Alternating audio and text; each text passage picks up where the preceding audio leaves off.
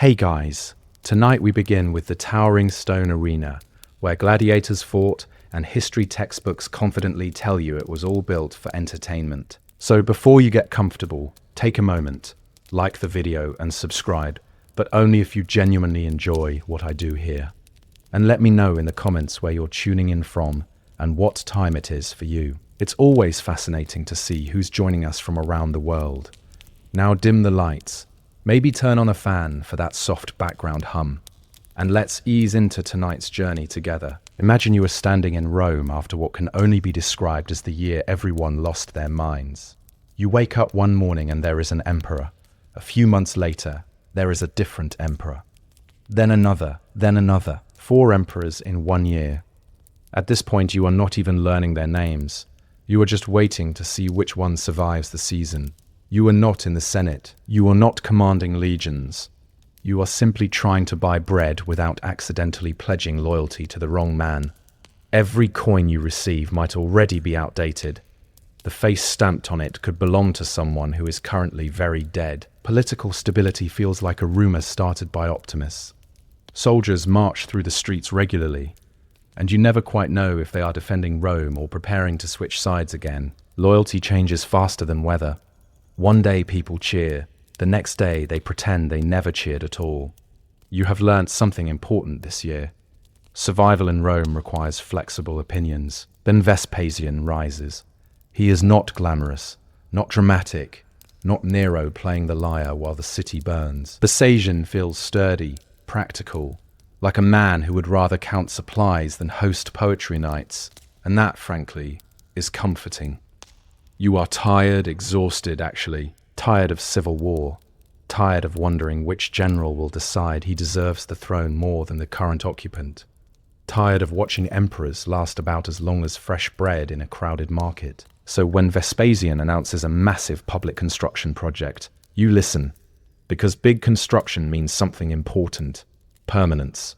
Stone does not panic, stone does not stage coups, and here is where the genius appears. The location he chooses is not random. It is the former site of Nero's private lake, part of that absurd golden palace Nero built for himself, a personal playground in the middle of your city. You watched Nero take space for himself.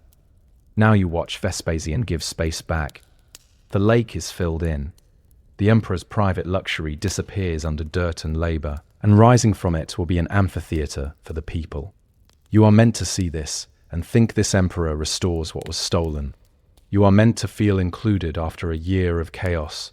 You do not crave entertainment. You crave reassurance. And the Colosseum begins not as a place of games, but as a very large, very expensive way of saying, relax, I am in control now. And honestly, after 4 emperors in 1 year, that almost sounds romantic. So now you stand there, watching the former lake of Nero disappear beneath layers of soil and sweat. You remember that lake. You remember how it shimmered in the middle of the city like an insult. Nero had taken a massive portion of Rome and turned it into his private fantasy complex. The Daisara Golden Hall's artificial landscapes. A lake where there absolutely did not need to be a lake. It was less public service and more I deserve my own planet. And you paid for it indirectly. Of course you always do. Now Vespasian fills it in. Not quietly, not subtly, publicly. You watch workers swarm the area. Stone blocks arrive. Foundations are dug. The message is impossible to miss. Where Nero built for himself, Vespasian builds for you. And here is where you start to feel something dangerous. Gratitude. Because after chaos and ego and civil war, this feels generous. This feels stable. This feels like someone trying to win you over instead of ruling you by theatrical meltdown. But let's be honest, this is not charity. This is strategy. The structure rising from the earth is not just an amphitheater. It is a declaration carved in stone. Every column says the emperor gives back. Every arch whispers I am not Nero. Every massive stone block silently insists Rome is stable again. You are meant to look at it and feel included in something bigger. And it works because large buildings have a psychological effect. They make instability feel smaller. They make you feel like someone powerful is in charge of logistics.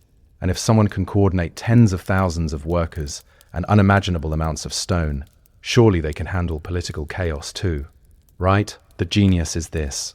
The Colosseum is being built, not in some distant district, but in the heart of the city. You walk past it, you see it growing, you hear the hammering, you smell the dust. It becomes part of your daily life before a single gladiator ever steps inside. By the time it is finished, you do not see it as a gift, you see it as proof. Proof that Rome is functioning, proof that Vespasian is legitimate, proof that the nightmare year is over. And that is the real purpose. Before the first game is even announced, the Colosseum has already done its job. It has replaced memory. Where Nero once reflected on water, Vespasian now reflects power. And you are standing there slowly believing it. Now the structure is nearly complete and word spreads quickly. Games are coming. Not small games. Not neighborhood wrestling matches. Spectacle, grand openings, public celebrations. And you feel it, that shift in the city's mood, because Rome has a phrase you know well. Bread and circuses. Give people food. Give them entertainment. Keep them satisfied. Keep them loyal. Keep them too busy cheering to start asking complicated political questions. You understand hunger. You have stood in line for grain. You have felt prices rise. You have watched unrest simmer when supplies run thin. But when free distributions are announced alongside public games, something changes. Tension eases. Conversations soften. Even the grumpiest citizens suddenly develop very strong opinions about seating arrangements instead of imperial legitimacy. You tell yourself it is harmless. After all, who does not enjoy a day off work? The opening games last for days, then weeks. The emperor spares no expense. Exotic animals, elaborate hunts, gladiators from distant lands, execution spectacles carefully staged to feel both thrilling and morally justified. You sit in the crowd surrounded by thousands. You cheer, you flinch, you feel alive. And here is the part you do not immediately notice. While you are watching the arena is shaping you because every event reinforces a narrative. Rome is powerful. Rome is victorious. Rome conquers lands so far away that even the animals look foreign. And at the center of it all sits the emperor, calm, composed, presiding over the chaos as if he personally controls fate. You are meant to associate stability with spectacle. When the crowd roars, it feels unified. For a few hours, you are not divided by class or neighborhood or politics, or Roman together, loud, overwhelmed, and that unity is intoxicating. You leave the Colosseum exhausted but satisfied. You talk about the fights. You replay the dramatic moments. You argue about which gladiator showed the most courage. You are not discussing tax reforms. You are not discussing succession crisis. You are not discussing how quickly Rome nearly collapsed just months ago. The brilliance of bread and circuses is not that it entertains you. It is that it redirects you. And the Colosseum, this towering, magnificent stone giant, is the most powerful redirecting device Rome has ever built. You feel grateful for the games, and that gratitude is exactly the point. You arrive early on game day, not because you are particularly invested in the fate of a 3N gladiator, named something dramatic, but because seating matters very much. The Colosseum may feel like a public space, but it is one of the most carefully organized social diagrams ever constructed in stone. As you climb the steps, you begin to notice it. The lower levels closest to the arena are not for you. They are for senators, magistrates, and elite citizens whose sandals probably cost more than your annual grain allowance. They sit comfortably shaded near the emperor, close enough to see the expressions on a gladiator's face, close enough to be seen. Above them sit the equestrians, then respectable male citizens, then further up, ordinary Roman men like you. Higher still, women, the poor, the people who technically count, but not quite as much. The architecture itself whispers your place in society. You are not told you are lower in status. You feel it. As you climb higher, the seats narrow, the stairs steepen. The shade becomes less reliable. The sun feels personal. You glance down at the senators below, draped in white, relaxed, almost bored. They are part of the spectacle too. Their position signals importance, without a single speech being made. And suddenly you understand something unsettling. The Colosseum is not just organizing a crowd, it is rehearsing hierarchy. Even during entertainment, Rome reminds you who is above you and who is below you. And here is the clever part: you accept it. You do not protest your seating level. You do not demand relocation. The order feels natural because it is structured so elegantly. Stone makes inequality feel permanent, rational, almost logical. You look down at the arena floor, then back at the emperor's elevated box. He sees everything. You see him seeing everything, and thousands of others are seeing him too. The design ensures that no matter where you sit, you remain aware of two things: the spectacle below and the power above. The games begin. The crowd erupts, and in that raw hierarchy is reinforced without a single decree being announced. You are entertained, yes, but you are also positioned, placed, organized. The Colosseum does not just show you violence. It quietly reminds you where you stand in Rome's grand design. And you sit there cheering, fully aware of your seat. Because in Rome, even fun has structure. As the crowd settles and the games begin, you realize something subtle but powerful. You are not just watching gladiators, you are watching the emperor. He enters deliberately, not rushed, not casual, every movement calculated. He takes his place in the imperial box, elevated just enough to dominate the view without appearing desperate for attention. You cannot ignore him, even if you try. The design ensures it. The seating curves toward him. The lines of sight frame him. The lines of sight frame him. The architecture almost bows in his direction. No matter where you sit, your eyes drift back to that central figure. The gladiators salute him. The announcers invoke his name. The crowd chants in rhythm. And suddenly you understand something uncomfortable. The emperor is the real main character. The fights, secondary. The animals, accessories. The blood, stage lighting. The entire arena is a machine built to amplify his presence. When a gladiator wins, the crowd looks to him. When a defeated fighter kneels, everyone watches for his gesture. Life or death is dramatized as a single movement of his hand. You lean forward, waiting. The crowd roars approval or mercy, but the final decision rests above you. You are allowed to cheer. You are allowed to express emotion. You are not allowed to decide. It feels participatory. It is not. The brilliance lies in the illusion. You feel involved, empowered, part of the spectacle. But ultimate control never leaves the emperor's fingers, and that is the point. After civil war and instability, you crave certainty. You want someone who looks calm while thousands scream, someone who appears steady while chaos unfolds in the sand below. The Colosseum gives you that image. A ruler seated above violence, orchestrating it, controlled, confident, unshaken. Even the timing of the games reinforces this. Victories are dedicated to him. Celebrations revolve around him. Public generosity flows through him.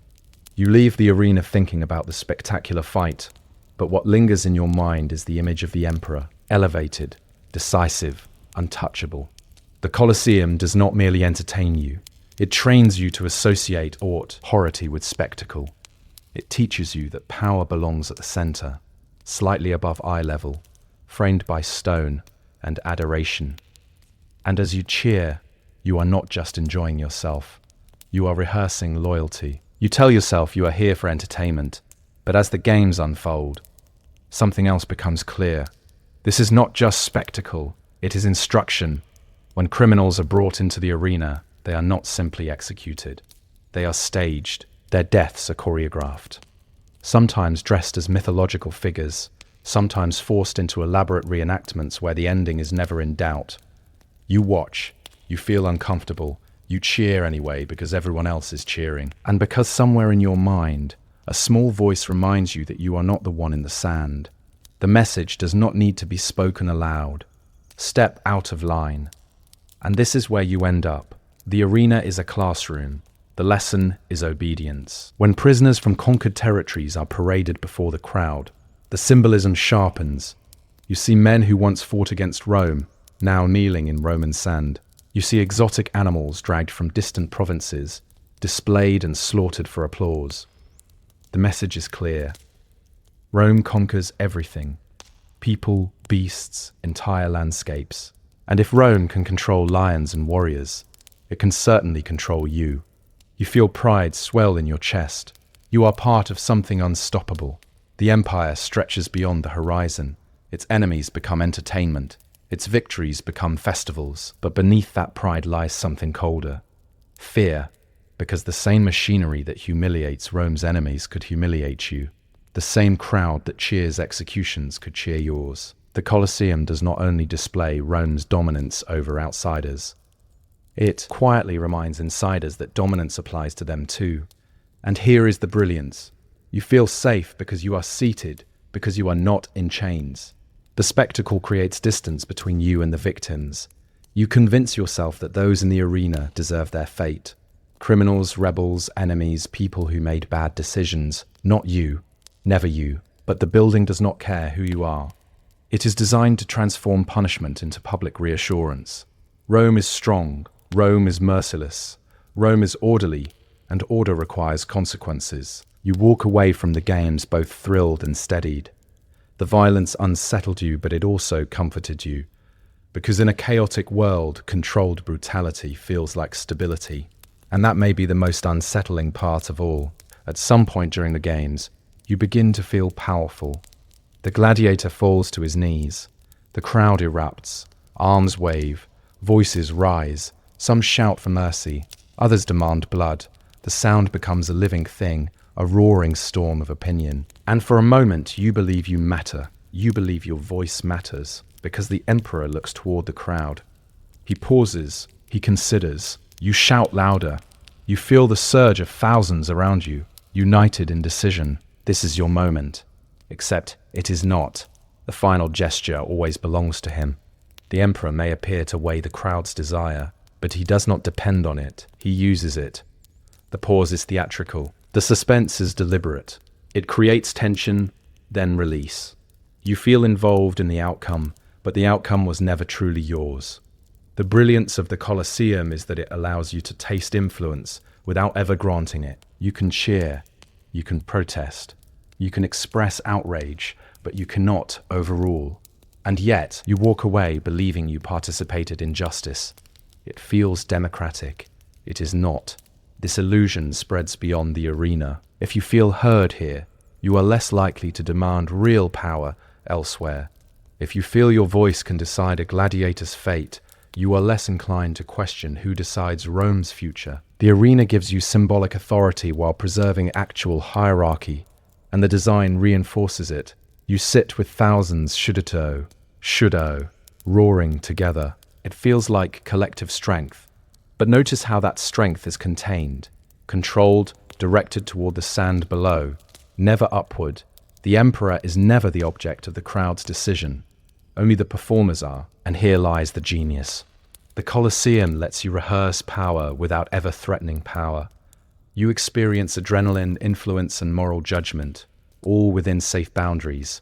You feel part of Rome's machinery, but you are never steering it. As you leave the arena, you talk about how we spared that gladiator, how we demanded mercy, how we showed strength. You use the word we, but the empire runs on one word only, him. And the Colosseum ensures you never quite notice the difference. You look up, and for a moment you forget everything else. The sheer size of the Colosseum overwhelms you. Stone arches stacked upon stone arches, columns rising in perfect symmetry, corridors that seem to stretch endlessly. It is not merely large, it is excessive in the most deliberate way possible. You have seen buildings before. This is something else. You enter through one of the numbered arches. The flow of people moves with surprising efficiency. Thousands of citizens filtering in without chaos. No bottlenecks, no confusion. It almost feels organized. And that alone feels revolutionary. Because Rome, after its recent instability, has not exactly been a symbol of calm coordination. But this building works. Underneath the arena floor lies a network of corridors, cages, pulleys, and lifts. Animals rise from below as if summoned from the underworld. Gladiators appear through trapdoors. Entire scenes transform in moments. You do not see the mechanics. You only see the magic. And that is the point. Rome wants you to feel awe, because awe softens doubt. If an empire can engineer something this complex, something that controls beasts, crowds and spectacle with such precision. Surely it can govern a continent. Surely it can manage politics. Surely it deserves loyalty. You sit there, heart racing as lions emerge seemingly from nowhere, as elaborate sets rise from beneath the sand. The crowd gasps in unison. You do not think about taxation. You do not think about succession crises. You think, how did they build this? And beneath that question lies something more important. Who built this? The answer, of course, is Rome. But Rome now has a face. The emperor funded it. The emperor inaugurated it. The emperor inaugurated it. The emperor presides over it. The building becomes proof of competence. Stone is propaganda. Engineering is reassurance. Even the retractable awning overhead, shielding you from the sun, feels like a subtle kindness. A reminder that the state protects you, that the empire covers you literally. You are not just entertained, you are impressed. And impressed citizens are easier to govern. Because when you stand inside something so vast, so ordered, so undeniably powerful, you feel small in the best possible way. Small and protected, and that feeling is worth more than any gladiator's performance. You wake up thinking about the games, not about grain shortages, not about border skirmishes, not about rumors in the Senate. The games. That is not an accident. Rome is large, complex, messy. There are debts, political rivalries, governors skimming wealth in distant provinces, soldiers loyal to generals more than to the state. The empire is stable on the surface, but underneath the machinery grinds loudly. You do not hear that grinding because lions are roaring. When the Colosseum announces a new series of games, the city changes. Conversations shift instantly. Markets buzz with predictions about gladiators. Children reenact fights in alleyways. Adults argue about which combat style is superior, as if it personally affects tax policy. You participate eagerly because spectacle is easier than uncertainty. When you sit in the arena surrounded by tens of thousands of voices, the problems of empire shrink, your personal worries shrink. Even the memory of civil war fades slightly under the thunder of applause. You feel unified, distracted, absorbed, and distraction is powerful because while you are focused downward, toward the sand, you are not looking upward toward governance. While you debate whether a gladiator deserved mercy, you are not debating the emperor's decisions. The Colosseum occupies your emotional energy. It fills your thoughts. It gives you stories to retell. It gives you something dramatic and immediate instead of something structural and distant. And here is the genius. It does not feel forced. No one commands you to care about the games. You want to care. After all, who prefers worrying about inflation in Gaul when you could be watching a net fighter dodge a sword? The arena transforms anxiety into adrenaline. It channels fear into excitement. It turns political tension into theatrical tension. And you leave exhausted but satisfied because Rome feels a Triffitt alive in control, even if that control is mostly happening inside a ring of stone. The Colosseum does not solve Rome's deeper problems. It manages your perception of them, and perception, as you are slowly learning, is more important than policy. When the crowd roars, you forget instability. When the spectacle dazzles, you forget fragility, and that is not entertainment. That is management. You tell yourself you enjoy the games because they are exciting, and they are. Your pulse quickens when the gates open.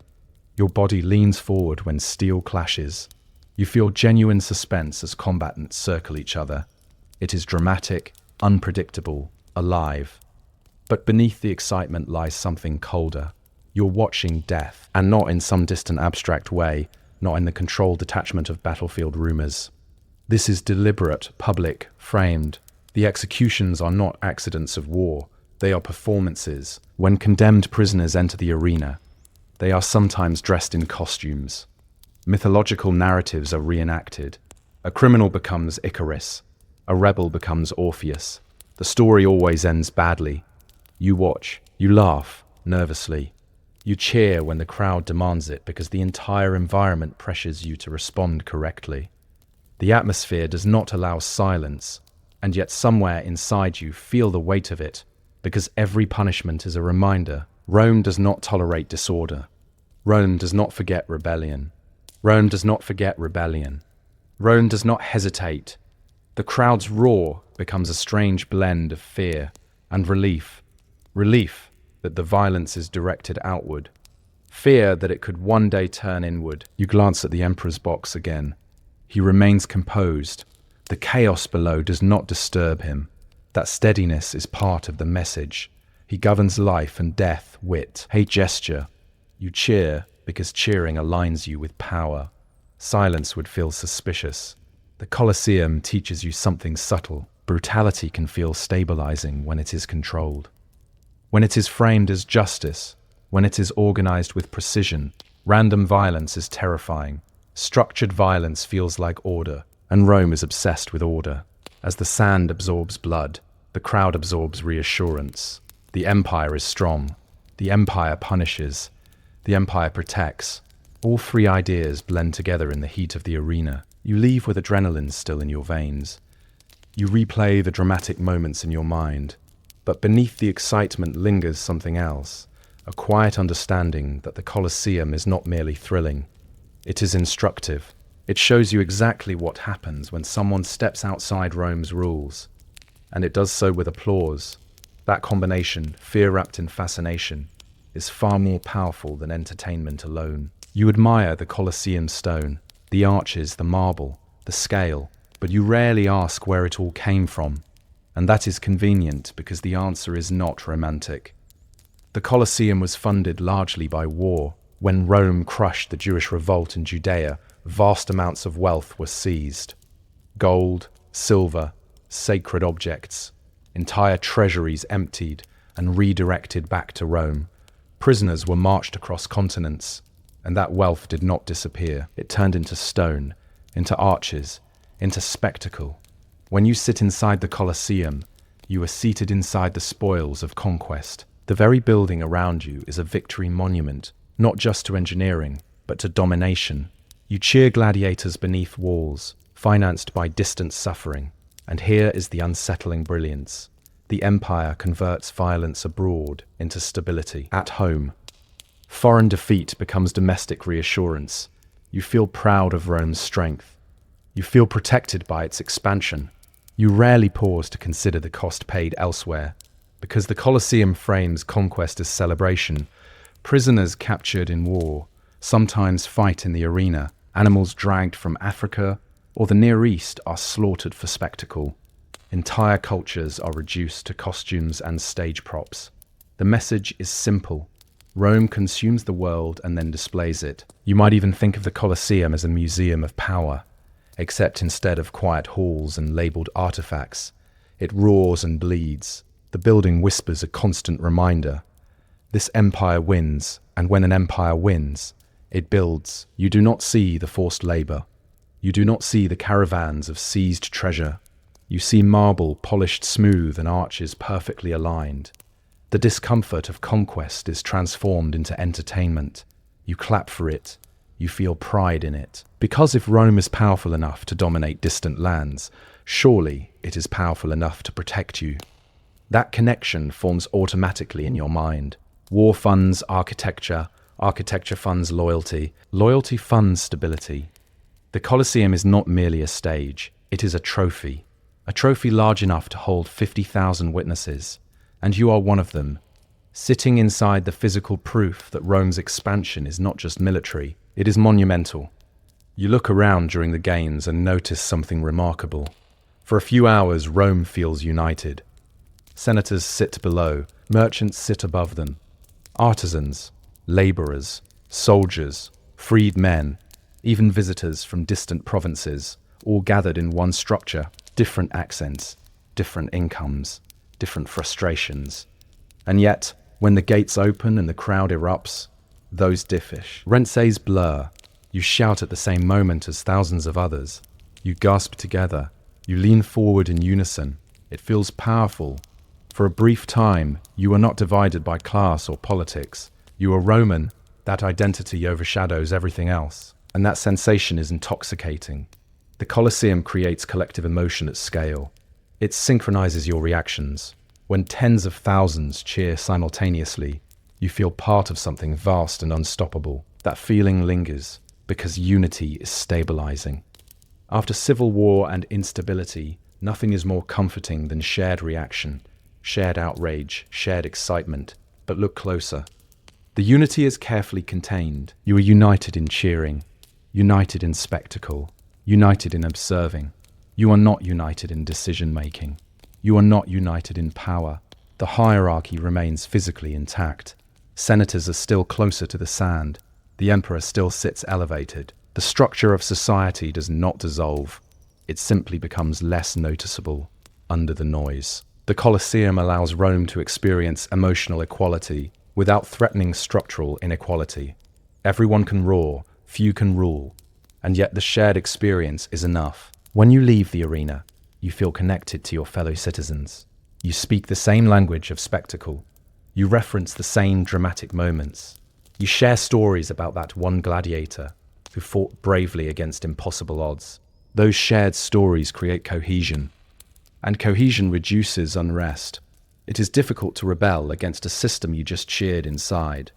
The Colosseum does not erase Rome's divisions. It overlays them with a layer of collective identity.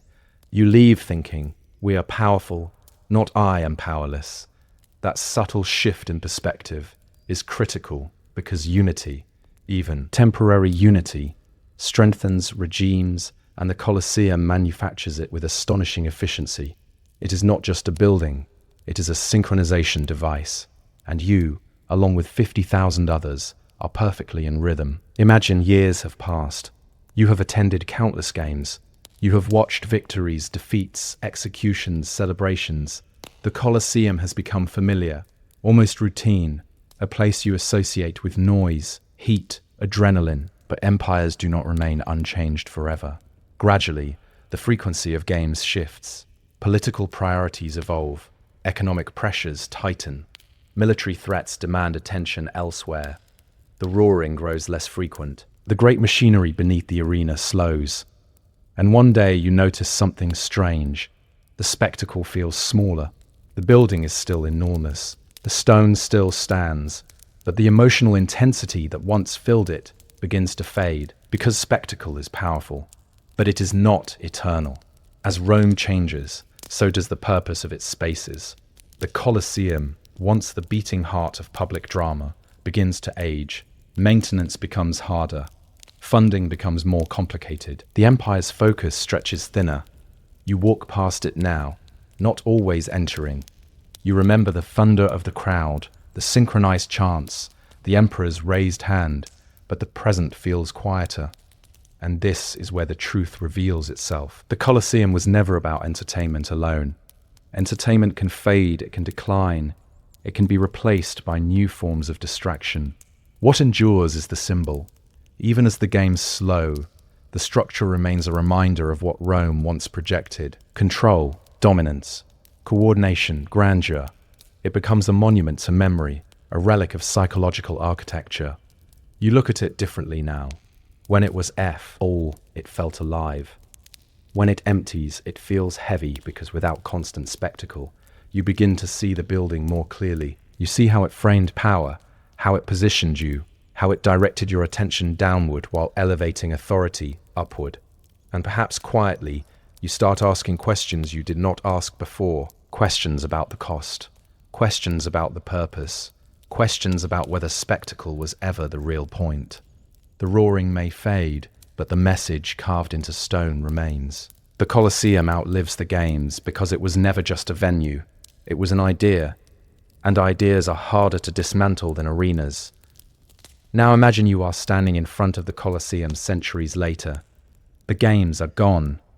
The emperors are dust. The crowd no longer roars. Tourists circle the structure. Guides explain gladiator fights. Cameras flash. People call it an ancient stadium. And you realize something strange. We still describe it as entertainment. We reduce it to spectacle. We frame it as the Roman equivalent of a sports arena.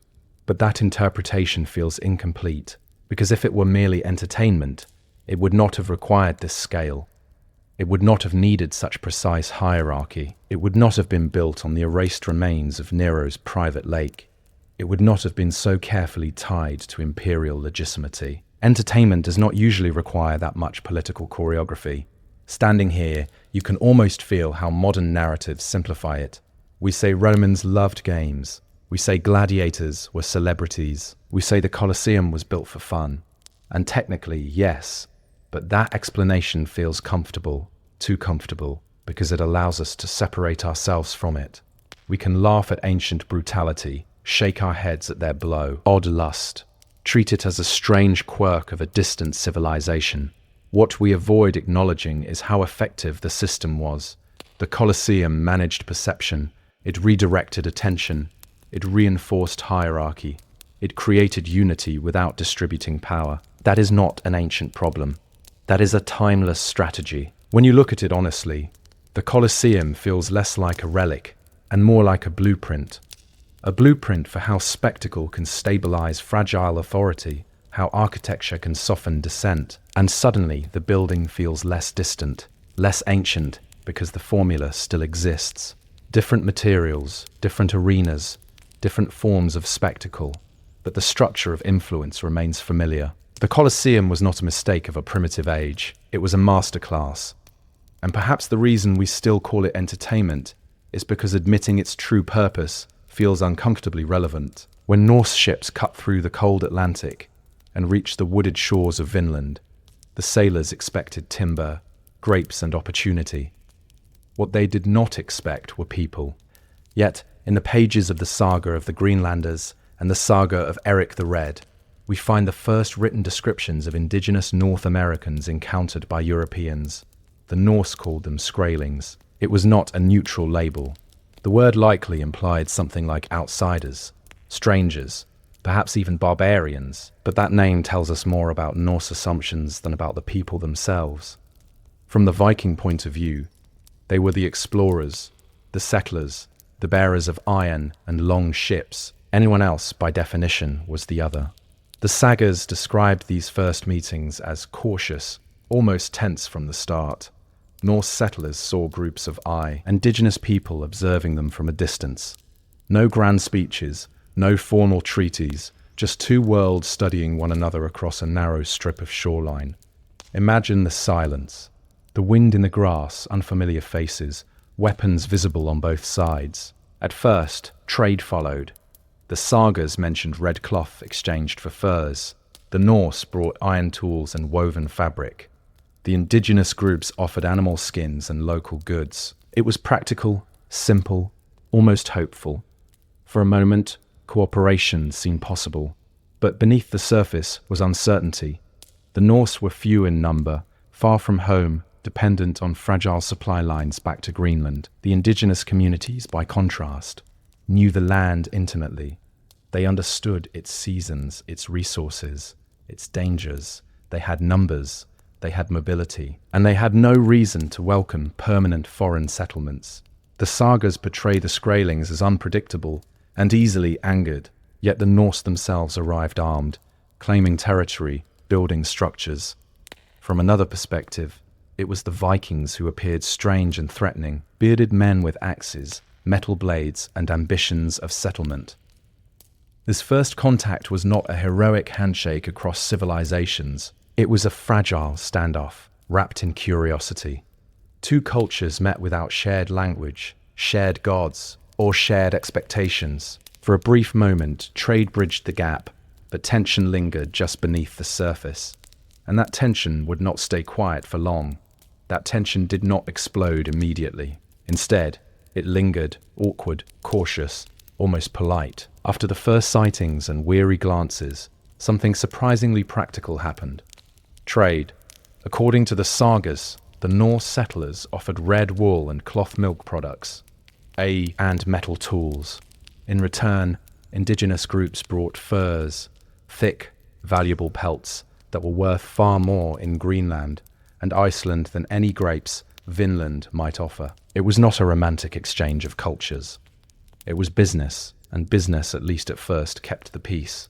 Picture the scene. Norse traders stand near their wooden encampment, likely at what we now identify as El Meadows. Indigenous families approach carefully, perhaps in skin boats along the coast.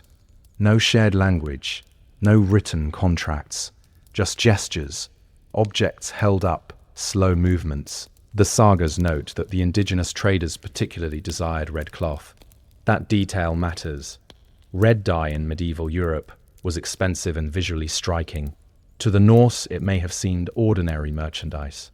To the people of the region, it may have been something new, vibrant, and symbolically powerful. Trade often thrives on novelty, but even peaceful exchange carries risk. The Norse settlers were few, perhaps only a few dozen at most. Every interaction exposed their vulnerability. They had women and children with them, livestock, limited defenses. If a disagreement erupted, they could not rely on reinforcements arriving quickly from Greenland. The sagas also describe strict trading rules. The Norse reportedly forbade the sale of weapons to the indigenous groups. That alone reveals anxiety. They understood that iron blades and axes would dramatically shift the balance of power. Trust has limits, especially when you are vastly outnumbered in unfamiliar territory. And then there is the matter of misunderstanding. What one side considered a fair trade might have seemed insulting to the other. What one gesture meant as friendliness might have appeared threatening. Cultural gaps are not small inconveniences. They are fault lines. For a brief period, the system worked. Goods exchanged hands. No large-scale violence erupted. It must have seemed to the north at least that Vinland could sustain both settlement and trade. But this balance was delicate, impossibly delicate. Trade can create connection, yes, but it can also amplify suspicion. Every meeting required courage from both sides. And eventually, one small spark would be enough to turn commerce into conflict. Trade can survive suspicion. It cannot survive fear. The sagas make it clear that whatever fragile balance existed between the Norse settlers and the people they called Skraelings did not last. The shift from exchange to hostility was not dramatic at first. It was subtle, a misunderstanding, a sudden movement, a raised weapon, and then everything changed. In one account from the saga of the Greenlanders, the tension begins with something almost absurdly small, a bull. The Norse had brought livestock with them to Vineland, cows and bulls, symbols of settlement and permanence. One day, a bull reportedly burst from the woods, bellowing loudly. The indigenous visitors, unfamiliar with this animal, were startled and retreated in alarm. To the Norse, a bull was farm life.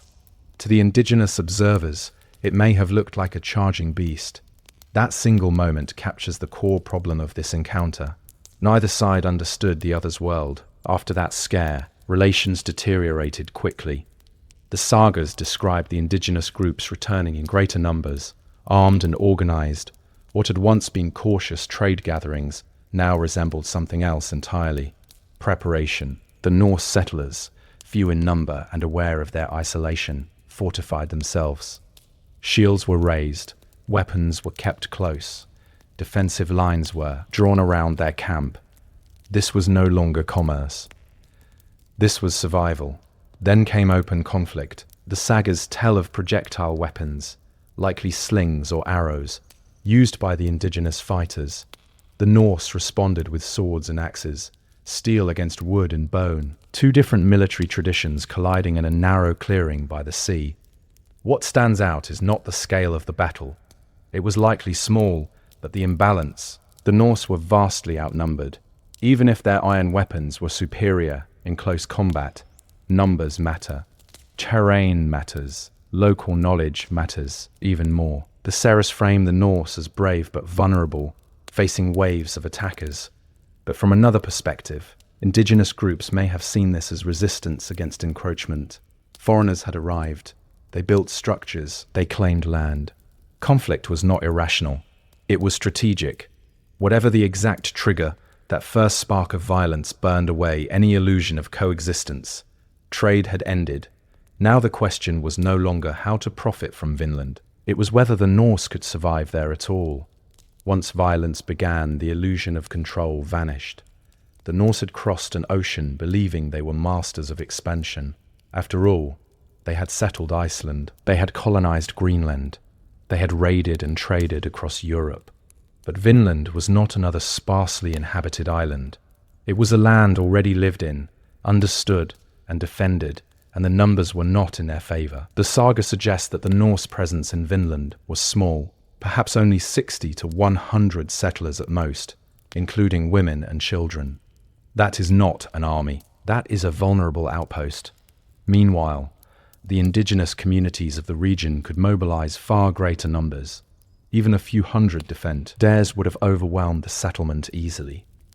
At what we now identify as El Meadows, the Norse built sod structures, workshops, and living quarters. Archaeology confirms they were skilled builders, but buildings do not equal security. Wooden walls cannot stop a determined force that knows the land better than you ever will. The Norse advantage was iron, swords, axes, nails, rivets. These were technological edges, but iron alone does not guarantee victory. Supply lines mattered, replacement weapons mattered, and the Norse were cut off. Any serious loss could not easily be replenished from Greenland, let alone Norway. Meanwhile, indigenous fighters likely relied on mobility. They knew the forests, the rivers, the seasonal movements of animals. They could strike and withdraw. They could observe without being seen. The Norse, by contrast, were fixed in place. Settlers do not move quickly. The Saras portray the settlers as courageous and disciplined, forming shield walls and defending their camp. Yet courage does not multiply manpower, and discipline does not change geography. The Norse were operating at the very edge of their world, far from reinforcements, far from familiarity. Psychology plays a role here too. Every sighting in the tree would have felt like a threat. Every snapped branch at night could signal attack. Living in constant alertness drains morale. Fear accumulates. This was no longer about trade or curiosity. It was about whether a tiny colony could survive sustained pressure from a population that did not want them there. The answer was, becoming clearer with every confrontation, Vinland was rich. It was promising, but it was not empty. And that changed everything. When we talk about Norse expansion, we often picture bearded warriors and clashing steeds. But Vinland was not only men with axes. Women and children were there too. And that changes the story. One of the most important figures in this fragile settlement was Gudrid Torbjörna Dosia. According to the sagas, she travelled to Finland and gave birth there. Her son Snorre is often described as one of the first Europeans born in North America. That detail feels symbolic, almost triumphant. A new generation in a new world. But imagine the reality behind that symbolism. Gudrid was living in a contested land surrounded by uncertainty, in a settlement constantly under threat. This was not a peaceful farming colony. It was a frontier outpost balancing on the edge of violence. Raising a child in that environment meant living with constant fear. The Saras recount one moment that captures this tension vividly. During a confrontation, indigenous fighters advanced toward the Norse camp. Panic spread among the settlers. In one version of the story, a woman named Freyas, often identified as the daughter of Eric the Red, reportedly stepped forward when others hesitated. She is said to have bared her breast and struck it with a sword, shouting defiantly at the attackers. Whether the scene happened exactly as described is impossible to confirm. The sagas were written centuries later and are layered with drama, but the detail matters symbolically. It shows that the Norse presence in Vinland had reached a breaking point. Women were no longer sheltered from danger. They were directly confronting it. This was not glory. It was desperation. Children, livestock supplies, everything the settlers brought with them now felt like a liability. Every skirmish threatened not just pride or territory, but families. And families changed strategic calculations. A warrior might risk death. A power not weighs survival differently. The indigenous communities, meanwhile, were defending their homeland. From their perspective, the Norse were not heroic explorers. They were intruders building permanent structures. The presence of Norse families did not soften that reality. If anything, it signaled long-term settlement, and that was the real turning point. Finland was no longer a temporary trading station. It was becoming something more permanent, and permanence in contested land rarely ends quietly. The question was no longer whether the Norse could fight. It was whether staying was worth the cost. At some point, the fighting stops being about pride. It becomes about math. The Norse settlers in Vinland had courage. They had iron, they had ships, but they did not have numbers, and slowly, painfully, that reality began to sink in. The sagas describe repeated clashes, not one decisive battle, but ongoing pressure. Indigenous groups returned again and again, sometimes in greater numbers. Even if the Norse won individual encounters, they could not change the long-term equation. They were a tiny outpost, thousands of miles from their cultural core. Greenland itself was already marginal, a hard land dependent on fragile trade with Norway and Iceland. Finland was even further. Reinforcements were not waiting just over the horizon. If a ship was damaged, if supplies ran low, if too many fighters were injured, there would be no quick solution. This is the part that often gets overlooked in romantic Viking narratives. Exploration is exciting. Settlement is exhausting. You need stability, predictability, and relative peace. Vinland offered none of that. The Norse could not expand inland safely. Venturing too far from their camp meant vulnerability. Staying confined meant stagnation. Farming required time and calm seasons, but calm was never guaranteed. Meanwhile, the indigenous communities had every advantage of familiarity. They understood the migration patterns of animals, the terrain, the waterways. They could choose when and where to confront the settlers. They were not dependent on transatlantic supply chains. And there is something else. Morale, living under constant threat, erodes confidence. Every unfamiliar sound at night becomes a warning. Every trading attempt becomes a risk. Over time, even the boldest settlers begin to question the point. The sagas hint at this growing doubt. Leaders like Thorin are portrayed as ambitious but pragmatic. Carlfen did not sail west simply for adventure. He sought profit and opportunity. But profit requires sustainability, and sustainability requires security. Vinland had resources, timber, perhaps grapes, fertile land. But resources are meaningless if you cannot defend them long term. Eventually, the settlers faced a hard truth. They could survive another skirmish, maybe even several, but they could not win the future. And when you realize that the land itself resists your permanence, retreat stops feeling like failure. It starts feeling like strategy. By the time the Norse leaders began seriously considering departure, Vinland had already made its verdict clear. This was not a dramatic evacuation under burning skies. There is no saga scene of ships fleeing in chaos. Instead, the end feels quieter, almost reluctant. The settlers had come west, chasing opportunity. They had found fertile land, timber, and promise, but they had also found resistance. In the sagas, especially the saga of Eric the Red, the tone shifts from ambition to caution.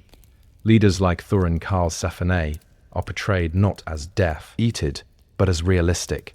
They understood something critical. Expansion only works when the costs are lower than the rewards.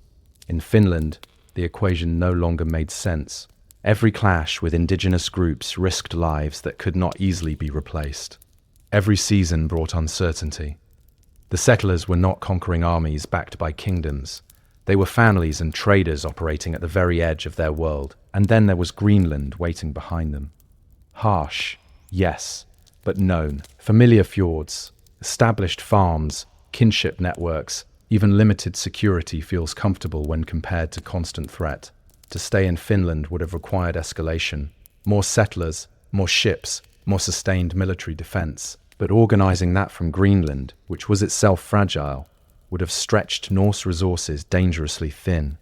The sagas do not describe a triumphant final battle that forced the Norse out. Instead, they describe a recognition.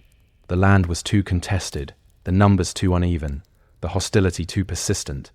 In many ways, this is what makes the story so striking. The Norse were not defeated in one decisive moment. They were worn down by reality. It is tempting to imagine Vikings as unstoppable. But here they confronted something more powerful than swords, demographic imbalance. The indigenous populations were not scattered bands easily brushed aside. They were established societies defending their territory. So the ships were prepared again. Supplies were gathered, livestock loaded, structures abandoned. Vinland, for all its promise, would not become another Iceland, And with that decision, the first known European attempt at settlement in mainland North America ended not with annihilation, but with withdrawal. Sometimes history turns not on who fights harder, but on who decides the fight is no longer worth it. When the ships left Vinland, the story did not vanish. It changed form. Back in Greenland and Iceland, the experience of crossing the ocean and encountering new peoples became saga material. Over time, those oral accounts were written down in texts like the Saga of the Greenlanders and the Saga of Eric the Red. But by then, generations had passed. Memory had mixed with pride, and that matters. The sagas are not modern history books. They are stories shaped by identity. They preserve names like Leif Erikson and Thorin Kalkaneni as bold explorers who pushed beyond the known world. They also preserve the term Skraelings, framing indigenous peoples as strange and sometimes threatening. But whose perspective are we reading? The indigenous communities of North America did not leave written saga accounts of these encounters. Their histories were preserved orally, within traditions that do not survive in the same medieval manuscripts. That imbalance shapes how we understand this contact. We mostly hear the Norse voice. From that voice, the Norse are cautious traders forced into conflict. They are brave but outnumbered. They withdraw strategically. It is a narrative of endurance rather than failure. Yet imagine the same events told from the other side. Foreign ships arrive. Outsiders build structures. They cut timber. They attempt settlement. Resistance follows. Strangers eventually leave. From that perspective, the outcome looks very different. The sagas also compress time. They present events in dramatic arcs: trade, tension, battle, retreat. But in reality, contact may have unfolded over several seasons with pauses and uncertainties we can no longer reconstruct. What survives is not a complete record. Tis a fragment. Archaeology, especially at Low Meadows, confirms that Norse presence was real. Buildings stood there. Iron was worked there. This was no myth. But the emotional texture of those encounters, fear, curiosity, anger, is filtered through saga storytelling. Over time, the Vinland episode became almost legendary. A brief western crossing before Columbus, a forgotten chapter rediscovered centuries later. Yet, at its core, it was something far simpler and more human. Two worlds met. They tried trade. They clashed. One withdrew. And in the retelling, that fragile encounter became myth. Shaped as much by memory as by fact, when the Norse ships disappeared from the shores of Vinland, the encounter did not reshape the continent. There was no lasting colony, no fortified Viking cities, no permanent fusion of Norse and indigenous societies. Instead, there was silence. For nearly 5 centuries, no sustained European settlement would follow in mainland North America. The Norse withdrawal marked a quiet but profound turning point. It demonstrated something early and unmistakable. Crossing the ocean was possible. Holding land was another matter entirely. This was not a failure of seamanship. Norse sailors had mastered Atlantic navigation long before most of Europe imagined such voyages. It was not a failure of bravery either.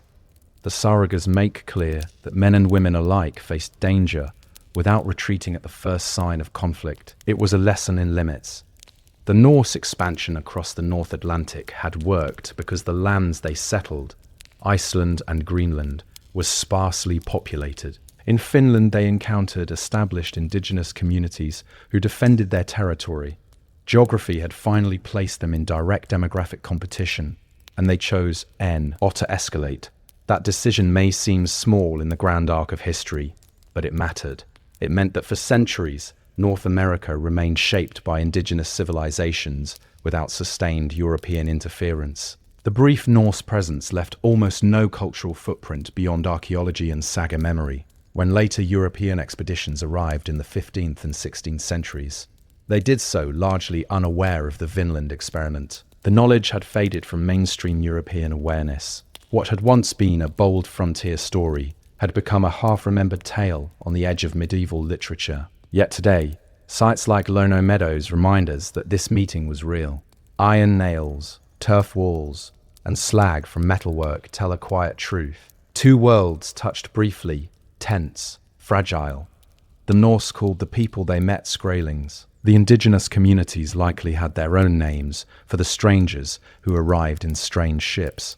Neither side fully understood the other, and that may be the lasting lesson of this encounter. Exploration is often celebrated as triumph, but sometimes the most important historical moments are the ones where expansion stops. Vinland was not conquered. It was tested and found unsustainable. In that quiet withdrawal, we see something rare in medieval expansion, a recognition that not every new world can be claimed. In the 17th century, along the wide and shifting waters of the Hudson River, the women of the Mohican villages carried the weight of survival on their shoulders. While European ships drifted up and down the river, trading furs and claiming land, Mohican women knelt in dark soil, pressing seeds into the earth with steady hands. Their fields were not small garden patches. They were carefully managed agricultural spaces that fed NTA communities.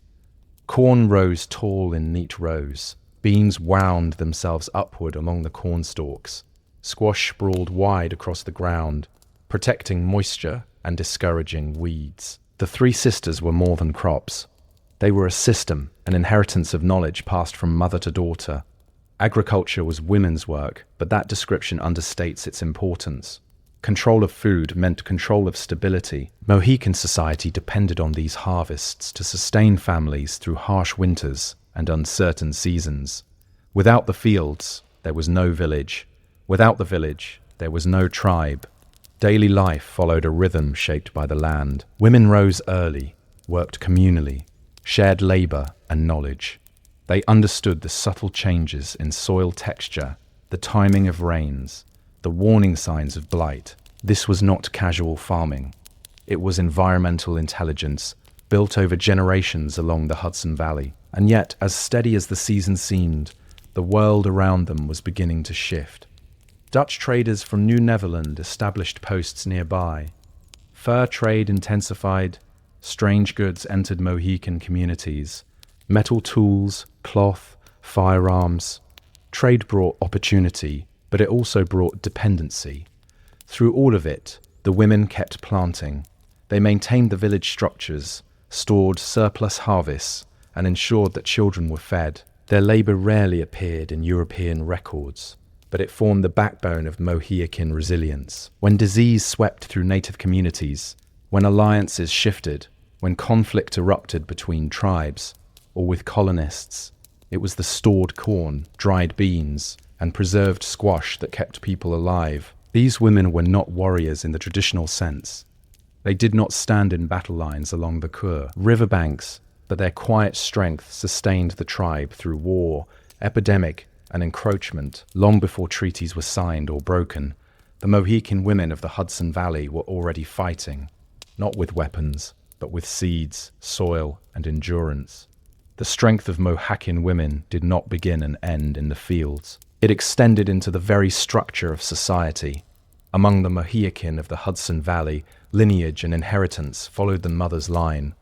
Children belonged to their mother's clan. Identity flowed through women. This matrinal structure shaped daily life in ways European observers rarely understood. While Dutch traders from New Netherland negotiated with male sachems and warriors, they often failed to grasp that political influence inside the village rested heavily with senior women. Longhouses were not simply shared homes. They were extended family centers overseen by women who coordinated food distribution, resolved internal disputes, and protected clan continuity. When marriages occurred, men moved into the wife's household. It was her family network that anchored the union. Stability began with her. Elders among the women carried deep authority. They remembered alliances, rivalries, and kinship ties that stretched across the valley. In times of conflict, their counsel mattered. Decisions about relocation, diplomacy, or resistance were not made in isolation from them. As European encroachment intensified, this internal cohesion became critical. Land sales and treaties were foreign concepts imposed by outsiders. The Dutch and later the English viewed land as property to be bought and transferred. Mohican communities understood land as shared territory, interwoven with clan identity and survival. When colonial representatives sought signatures or agreements, they were engaging a system they only partially understood. Even if a male leader signed a treaty, the consequences fell directly upon the women who worked the land and sustained the families. They were the ones who felt the loss most immediately. Fields shrinking, hunting grounds contested, river access restricted, disease further strained the fabric of society. Epidemics introduced through European contact swept through native communities in waves. Women not only farmed but also cared for the sick, prepared the dead, and preserved what knowledge they could amid loss. Maternal memory became a fragile but powerful tool of survival. Despite mounting pressure, Mohican women maintained continuity. They taught children clan stories, agricultural techniques, and the meaning of belonging. They held together households even as population numbers declined. Their power was rarely visible to colonial records, but it was fundamental. Political authority in Mohican society was not only about public speech or warfare, it was about sustaining life. And in that quiet authority, women shaped the tribe's endurance far more than outsiders ever realized. As Dutch ships continued to move along the Hudson River, trade intensified, and with it came change. What began as cautious exchange between the Mohican and merchants from New Netherlands slowly reshaped daily life. In the valley, at first, trade seemed beneficial. Metal tools replaced stone ones. Iron axes made woodcutting easier. Copper kettles simplified cooking. Cloth provided new forms of dress. For Mohican women, some of these goods reduced physical labor. An iron hoe could turn soil more efficiently than traditional tools. But trade is never neutral. The fur market began to dominate regional relationships.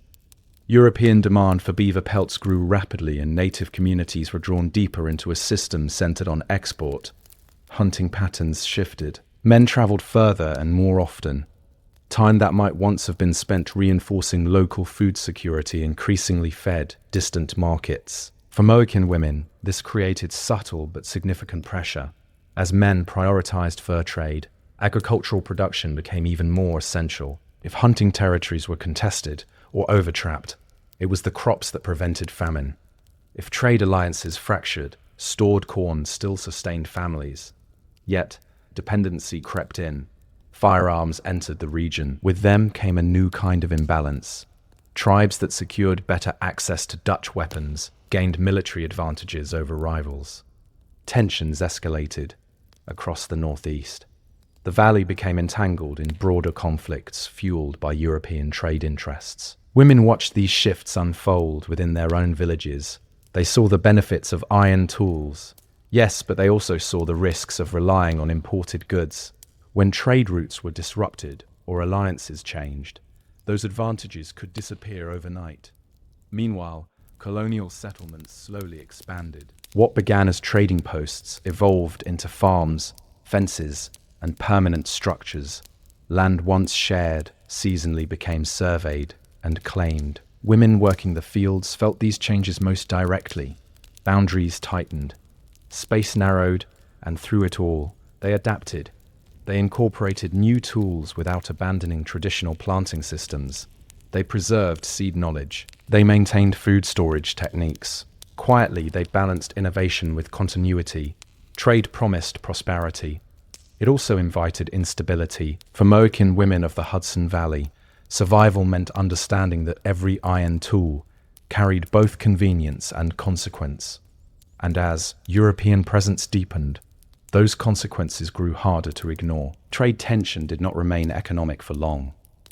By the mid-7th century, the Hudson Valley had become a corridor of competition, not just between native nations, but between European powers.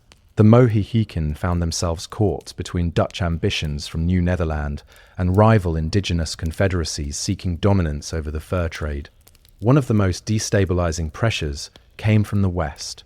The powerful Mohawk, part of the Hawanosi Confederacy, expanded aggressively during what historians now call the Beaver Wars. Access to Dutch firearms strengthened their campaigns. Raids intensified, territory shifted, alliances fractured. For Mohican women, war was not an abstract political matter. It meant villages relocating. It meant fields abandoned before harvest. It meant uncertainty about whether husbands, sons, or brothers would return from defensive expeditions. Agricultural cycles do not pause for conflict. Corn must still be planted in spring. Beans must still be tended in summer. Squash must still be harvested before frost. Women continued their labor, even as threats loomed beyond the tree. Raids could strike suddenly. Smoke on the horizon was not always controlled burning. Sometimes it signaled attack. Villages were occasionally forced to move closer to fortified areas or to seek protection near colonial settlements. Each relocation disrupted planting patterns and food storage systems. Disease compounded the damage. Epidemics weakened populations already strained by warfare. Women became caretakers in the most literal sense, nursing the sick, preserving traditions amid loss, and maintaining clan structure when elders passed away. In many cases, Mohican communities were pushed eastward or northward under pressure from Mohawk expansion. Some groups eventually migrated toward mission settlements in places like Stockbridge, reshaping their geographic and cultural landscape. Through all of it, Mohican women remained anchors of continuity. When political alliances shifted, they ensured that clan identity survived. When land was lost, they carried seeds to new soil.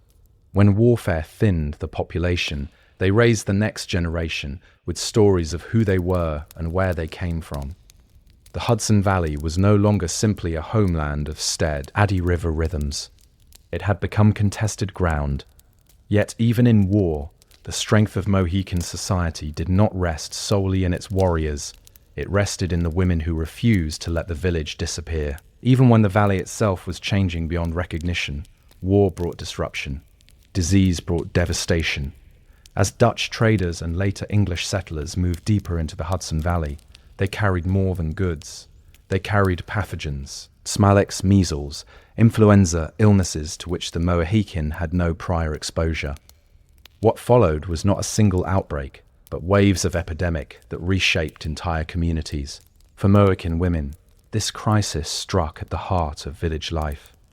They were the primary caretakers. When sickness entered the longhouse, they tended the feverish, prepared herbal remedies, offered water, and remained beside the dying. There were no quarantines in the modern sense, no immunity built through previous exposure. The speed of transmission could feel terrifyingly sudden. Loss came quickly and repeatedly. Elders, the keepers of memory, were often among the most vulnerable. With them went stories, ritual knowledge, clan histories. Women did what they could to preserve what remained, teaching children songs and planting techniques. Even as funerals multiplied, food production did not stop for grief. Fields still required tending. But epidemics reduced the labor force dramatically. Fewer hands meant smaller harvests. Smaller harvests meant thinner winters. Women stretched stored corn and dried squash as far as possible. Preservation techniques became lifelines. European observers sometimes described native population decline in cold numerical terms, but inside the villages, the impact was deeply personal. Mothers buried children. Sisters buried sisters. Entire family lines could shrink within a single season. Yet survival continued. Mohican women adapted planting schedules to reduced populations. They consolidated households when numbers fell too low to maintain separate longhouses. They reorganized clan structures when maternal lines were broken. In some cases, communities drew closer to colonial settlements or Christian missions, seeking relative stability and access to new forms of support. This was not surrender, it was strategy. Another way to endure in a landscape reshaped by invisible enemies. The quiet strength of Mohican women during this period cannot be overstated. They absorbed grief while continuing daily labor. They preserved identity while navigating cultural transformation. They rebuilt social fabric again and again. The Hudson River still flowed as it always had, but the world along its banks had changed. Disease had weakened the tribe more severely than any single battle. And yet, through fields replanted and children raised in the shadow of loss, Mohican women ensured that their people did not vanish. When English forces seized control of New Netherland in 1664, renaming it New York, the change was political on paper, but for the Mohican of the Hudson Valley, it meant another layer of uncertainty. The Dutch had already introduced trade dependency and territorial pressure. The English brought expansion on a different scale. settlements multiplied.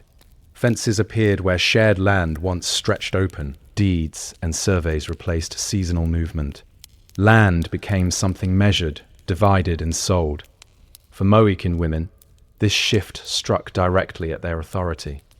They were the agricultural backbone of the tribe. They understood which fields had been used for generations, which soil held the strongest corn, which river bends offered the richest planting ground. But colonial land transactions rarely acknowledged that knowledge. Treaties were signed between male leaders and colonial officials. Yet the consequences landed in the fields. When acreage shrank, it was women who adjusted planting patterns. When access to riverbanks narrowed, it was women who calculated how to feed the village from less land. English law introduced rigid property concepts unfamiliar to Mohican social structure. Shared use, maternal inheritance, communal stewardship. These principles clashed with individual ownership enforced by colonial courts. Women who once moved freely across clan territory now found boundaries marked by fences and patrols. Pressure to convert to Christianity increased during this period as well. Missionaries believed they were offering salvation and stability. Some Mohican families relocated to mission communities, including settlements that would later be associated with Stockbridge. There, cultural blending intensified. Mohican women adapted yet again. Some learned new domestic skills introduced by missionaries, while quietly preserving traditional agricultural knowledge. Some participated in church life while maintaining clan memory at home. They navigated two systems simultaneously. English rule also brought intensified conflict between colonial powers and native nations. Alliances shifted. Land was negotiated again and again, often to the tribe's disadvantage. Through each political turn, women recalculated how to preserve food security and family cohesion. Their strength was not loud. It did not appear in colonial records as speeches or military victories. It appeared in continuity, in children raised despite shrinking land, in harvests pooled from redew, said fields, in traditions whispered into the next generation. The grip of colonization tightened, but Mohican women did not disappear within it. They endured, adjusted, and carried their people forward. Even as the valley transformed around them, as English settlement expanded and land along the Hudson River narrowed under deeds and fences, the Mohican faced a painful reality. Staying meant gradual disappearance. By the late 17th century and into the early 18th, many Mohican families began relocating eastward, eventually forming communities in places like Stockbridge. This movement was not a single dramatic exodus. It was a slow pulling away from ancestral ground, field by field, village by village. For Mohican women, migration was both physical and emotional labor. They carried more than household goods. They carried seeds saved from Hudson Valley soil. Corn varieties refined over generations were wrapped carefully and transported to new land. In those small bundles lay continuity. Leaving meant abandoning familiar riverbanks where children had learned to plant. It meant saying goodbye to burial grounds that held mothers and grandmothers. The land was not abstract territory. It was memory made visible. Yet women approached relocation with practical resilience. Once new ground was selected, they evaluated soil texture, drainage, and seasonal patterns. They rebuilt planting systems. They adapted techniques to slightly different climates. Survival demanded flexibility. Mission communities introduced new structures, churches, schools, European-style houses. Mohican women navigated these institutions carefully. Some embraced aspects of Christianity while maintaining clan traditions in private spaces. Cultural identity became layered rather than erased. At the same time, disease and war continued to thin populations. The tribe that once held wide stretches of the Hudson Valley now clustered in smaller, more constrained settlements. Women bore the burden of maintaining identity amid compression. Children growing up in these relocated communities would hear stories of the river homeland. Mothers and grandmothers became living archives describing planting seasons along the Hudson, the rhythm of village life before fences, the taste of corn grown in ancestral soil. Migration can fracture a people. It can also sharpen their sense of who they are. Through each move, Mohican women ensured that clan structure endured. They preserved maternal ties even as geography shifted. They taught daughters how to plant in unfamiliar earth while reminding them where their people began. The Hudson Valley was no longer home in the same way. But in every seed replanted and every story retold, Mohican women carried that river within them. By the time Mohican families had resettled in places like Stockbridge, the world around them looked different from the villages once scattered along the Hudson River. Colonial towns were more structured. Churches stood at the center of community life. English legal systems framed daily interaction. And yet, beneath these visible changes, the core of Mohican identity remained anchored in women. Matrilineal lines continued. Even within mission settings, clan belonging did not disappear overnight. Mothers still determined lineage. Grandmothers still shaped memory. The structure may have bent under colonial influence, but it did not fully break. Women carried cultural knowledge quietly. They wove traditional practices into daily life, in food preparation, in planting rituals, in the rhythm of storytelling after dusk. Children learned Gilish prayers perhaps, but they also learned ancestral names. This dual existence required intelligence and emotional strength. To survive, Mohican women often engaged with missionary expectations, attending church, adopting certain European domestic habits. But survival was not the same as surrender. Many preserved language fragments, agricultural customs, and kinship patterns inside the household sphere.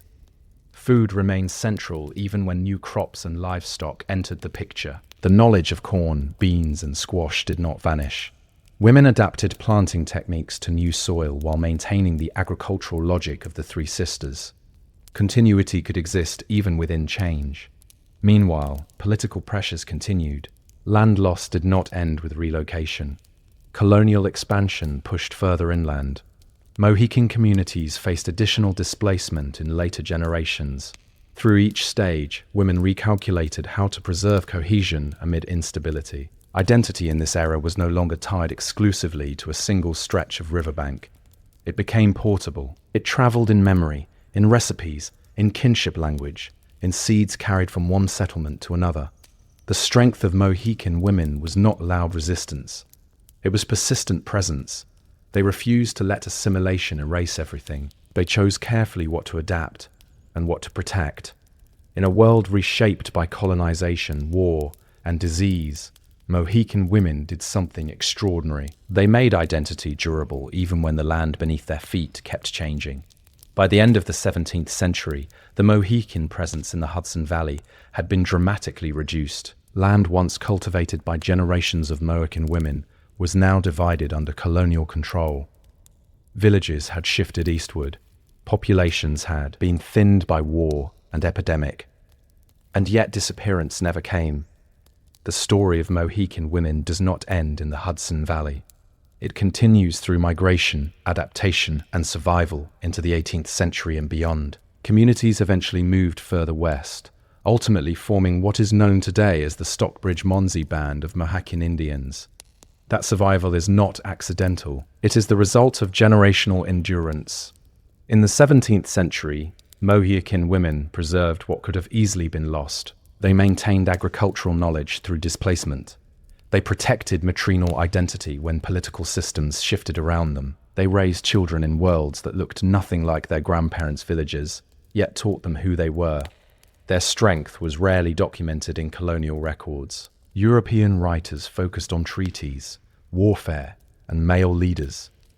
The daily labor of women, planting, storing, teaching, mourning, rebuilding remained largely invisible to outsiders. But invisibility does not equal insignificance. Consider the chain of survival. A grandmother who remembers Hudson Valley soil teaches her daughter how to plant in new ground. That daughter teaches her own children the stories of the river homeland. Identity becomes layered, but it does not dissolve. The endurance of Mohican culture through centuries of pressure stands as quiet proof of that resilience. Colonial encroachment was relentless. Disease was devastating. Land loss was profound. But the tribe did not vanish. And behind that endurance were women who refused to let the fabric of their community unravel. They farmed through uncertainty. They migrated without surrendering memory.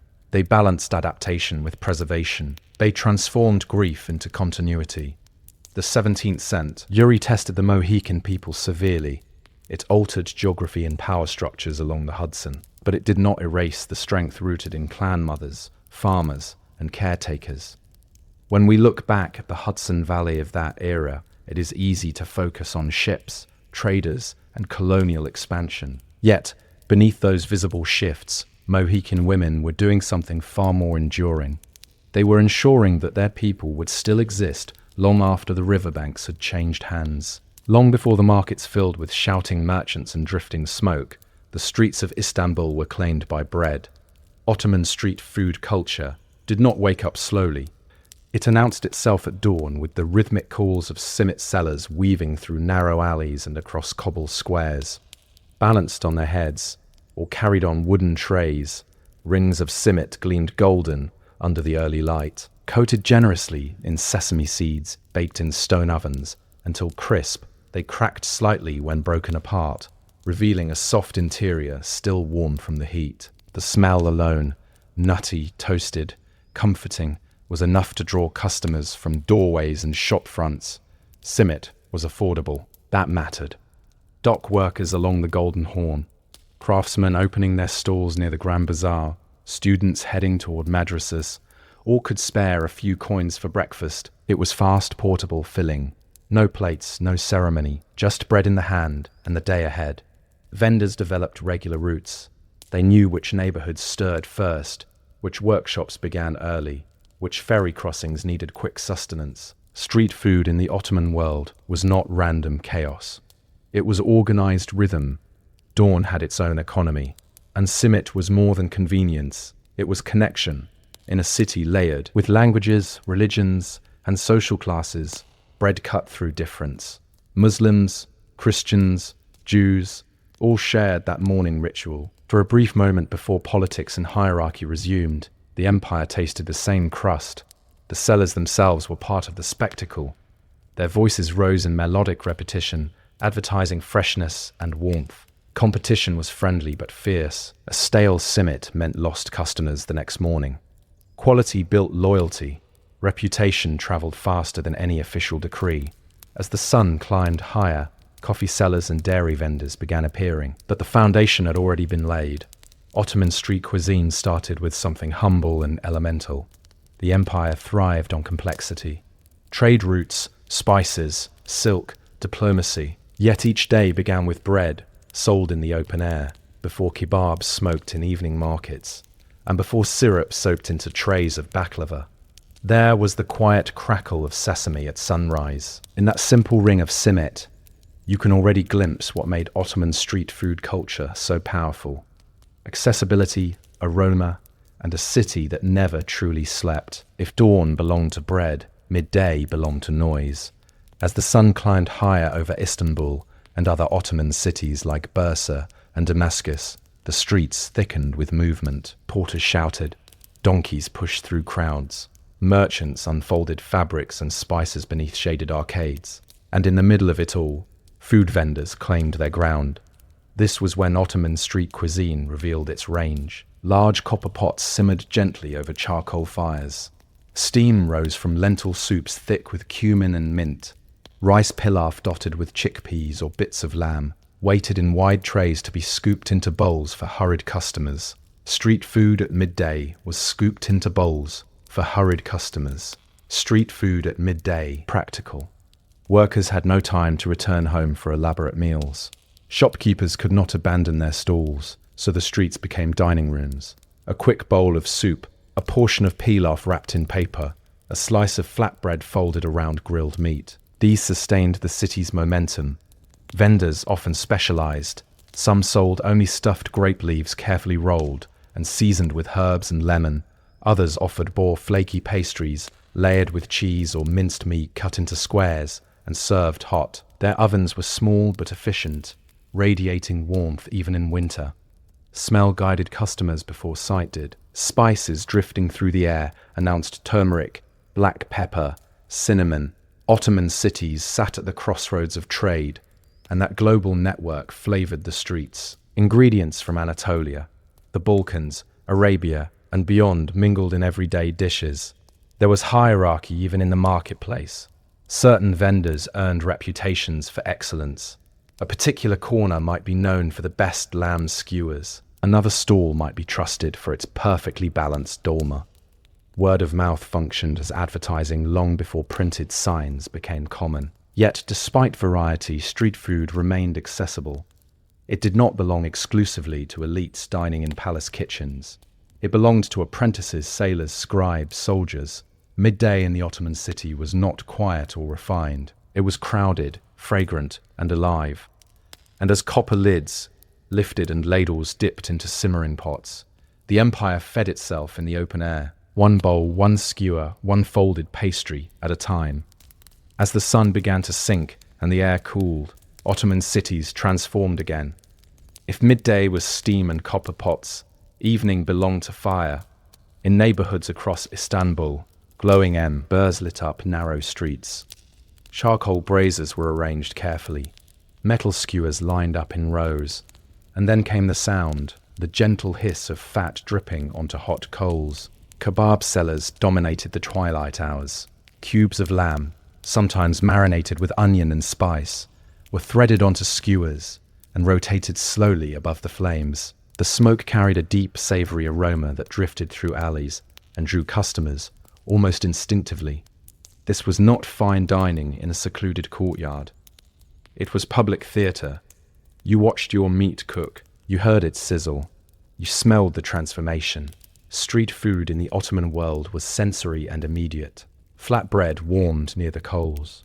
Once the meat reached the right jar, it was slid into bread with fresh herbs, perhaps a sprinkle of sumac or a squeeze of lemon. Simple, portable, satisfying. But kebabs were not the only stars of the evening. Sellers of kufta spiced meatballs, shaped and grilled, their mixture with practiced hands. Others prepared awful dishes, including liver skewers prized for their richness. These foods were bold, unapologetic, and deeply rooted in regional traditions. The evening market also blurred social lines. Artisans finishing their workday stood beside traveling merchants. Soldiers on patrol grabbed quick meals before returning to barracks. Even wealthier residents sometimes ventured out for the atmosphere. Street food offered something restaurants could not: immediacy and authenticity. Lantern light flickered against stone walls. Conversations rose and fell. Musicians occasionally played nearby, adding rhythm to the hum of the crowd. The empire's diversity was visible in these moments. Languages overlapping, clothing styles varied, religions intersecting, all united by shared hunger. Smoke lingered long after the last skewers were sold. Ash settled. Vendors packed their tools, but for a few glowing hours each evening, Ottoman streets were transformed into open kitchens. Fire defined the scene, crackling, fragrant, communal, and in that rising smoke, you could taste the empire itself, layered, expansive, and alive long after sunset. If smoke defined the evening, sweetness followed close behind. Once the hunger for meat was satisfied, another aroma began drifting through Ottoman streets, melted sugar, honey, and rosewater warming in copper pans. In cities like Istanbul and Aleppo, dessert was not confined to palace banquets. It belonged to the street. Vendors set up trays, layered with syrup-soaked pastries, their surfaces glistening under lantern light. Baklava stood at the center of this sweet culture. Thin sheets of dough brushed with butter, stacked and filled with crushed pistachios or walnuts, then baked and drenched in syrup, cut into diamond shapes. It shimmered like edible jewels. Though associated with imperial kitchens, baklava also found its way into markets, offered in smaller, more affordable portions for everyday customers. Then there was lokum, what many now call Turkish delight. Soft cubes dusted in powdered sugar flavored with rose, lemon, or mastic. Some included nuts for texture. These were sold from wooden boxes or wide trays, often sampled before purchase. Children hovered eagerly, eyes fixed on the colorful squares. Sweet vendors had their own performance style. They sliced, lifted, and displayed their goods theatrically. Sugar became spectacle. Even the tools, large copper trays, long knives, Carved wooden paddles added visual drama to the sail. Dessert in the Ottoman street was not merely indulgence. It marked celebration, religious, holidays, weddings, circumcision feasts, all spilled into public spaces where sweets were shared generously. Offering a piece of baklava or lokum could signal hospitality and goodwill. There were also simpler sweets, halva, dense and nutty, cut into thick portions, fried dough soaked in syrup and sprinkled with crushed nuts. These were filling and affordable, accessible to laborers and merchants alike. Sugar itself carried global history. It traveled through vast trade networks that tied the empire to distant regions. Spices and nuts arrived along similar routes. In each bite, there was a quiet reminder of the Ottoman world's breadth. As night deepened, sweet vendors lingered. The glow of lanterns reflected off syrupy surfaces. Conversations softened, and in the final taste of honey and rosewater, the city closed its day not with smoke but with sweetness, proof that Ottoman street food culture satisfied not only hunger but desire. No story of Ottoman street food culture is complete without coffee. By the 16th century, coffee had transformed urban life across the empire. In neighborhoods of Istanbul and beyond, the scent of freshly roasted beans drifted through streets as surely as the smell of bread or grilled meat.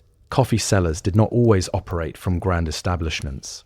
Many moved through markets with portable equipment. Small braziers, long-handled seize pots, cups stacked carefully in trays. Water simmered gently. Finely ground coffee was stirred in, allowed to foam, then poured thick and dark into small cups.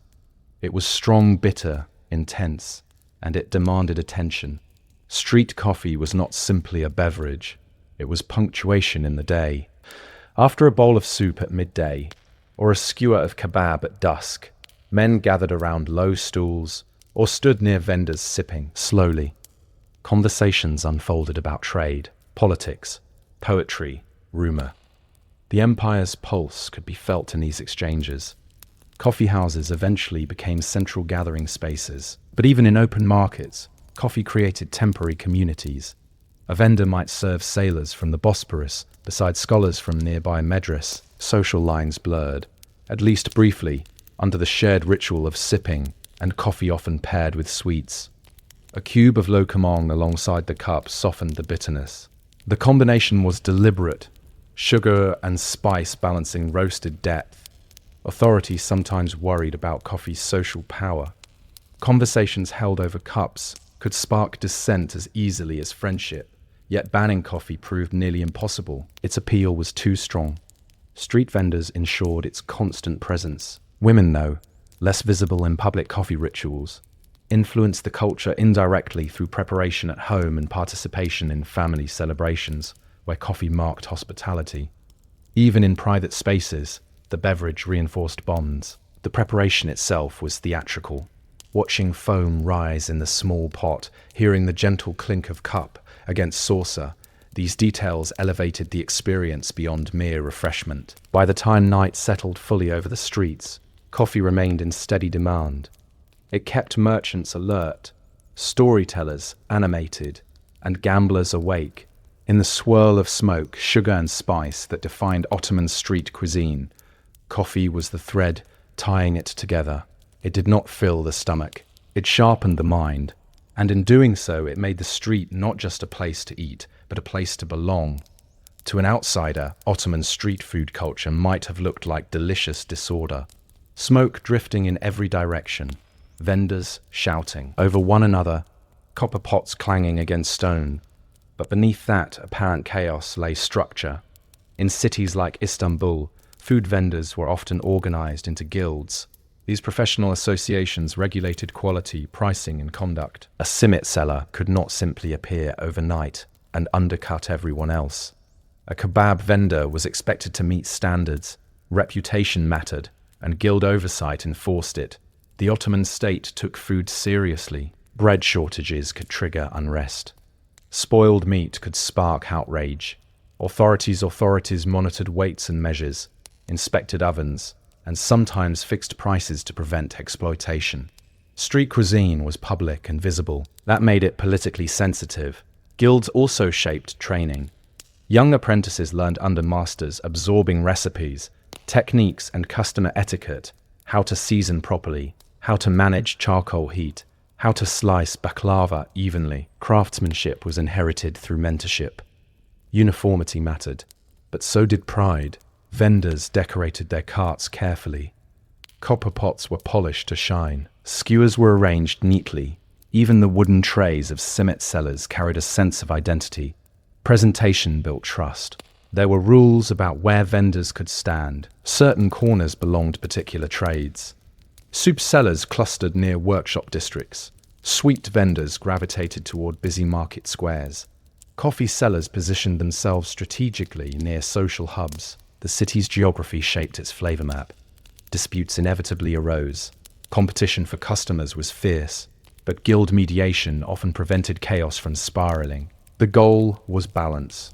Enough competition to keep quality high, but enough regulation to maintain stability.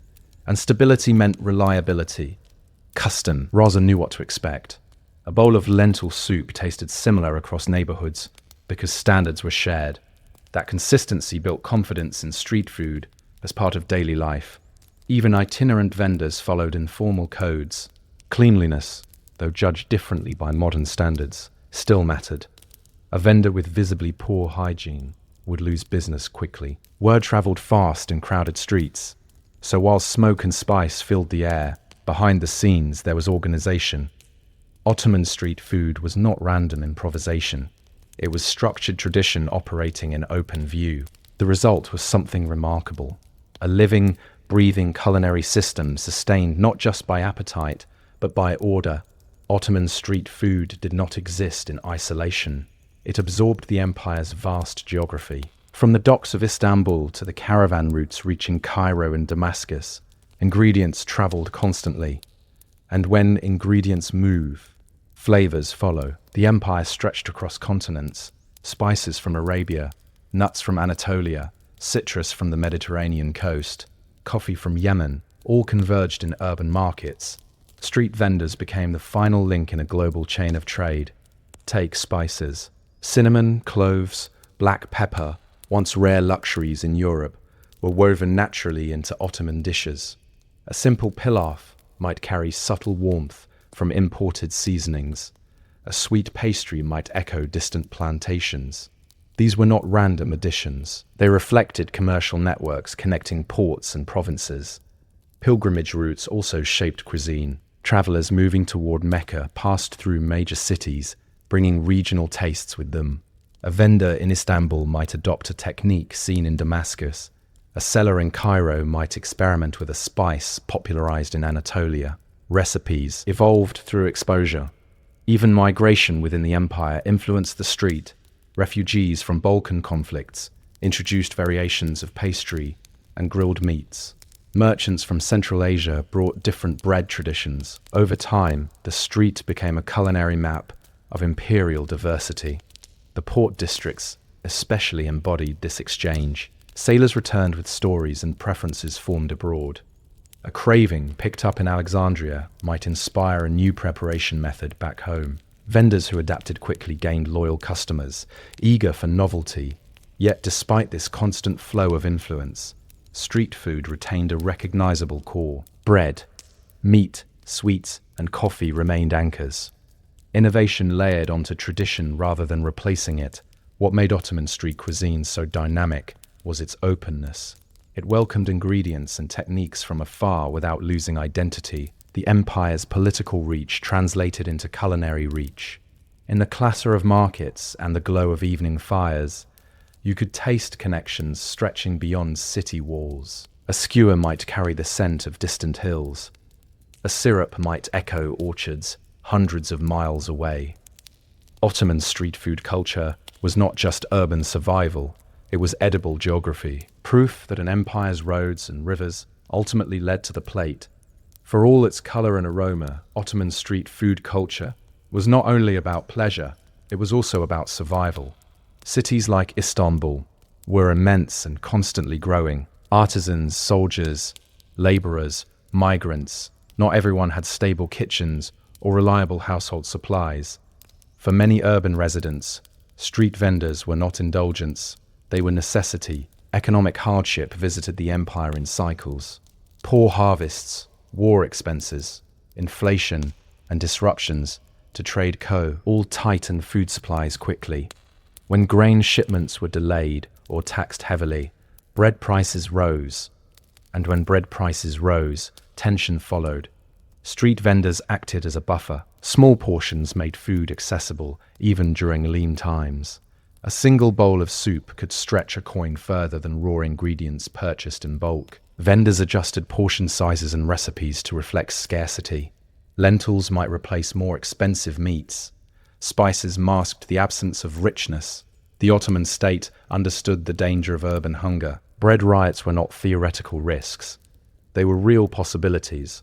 Authorities sometimes intervened directly to stabilize flour supply or regulate pricing.